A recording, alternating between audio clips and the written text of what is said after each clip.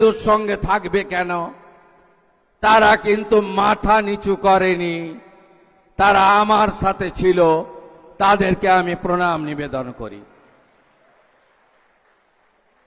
আমাকে ভোট দেওয়ার অপরাধে দেবব্রত মাইতি শহীদ হয়েছে, তার পরিবারকে প্রণাম। রথিবালা আড়ির প্রাণ গেছে, তার পরিবারকে প্রণাম।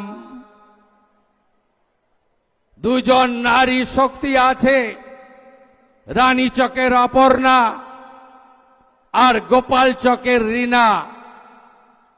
2021-এর নির্বাচনের পরে এদের উপরে শারীরিক অত্যাচার হয়েছে,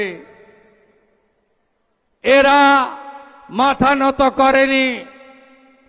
এদের অবদান, কৃতজ্ঞতা এরকম অসংখ্য আছে।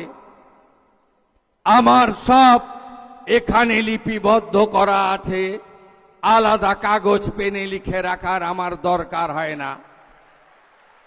আমি যখন গোপালচকে গেছিলাম প্রচারে, সেদিন রীনা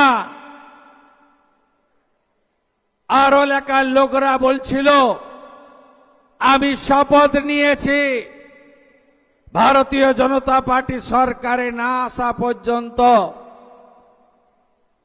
এই সালোয়ার পরে থাকব, সেদিন শাড়ি পরব যেদিন ভারতীয় জনতা পার্টি সরকারে আসবে।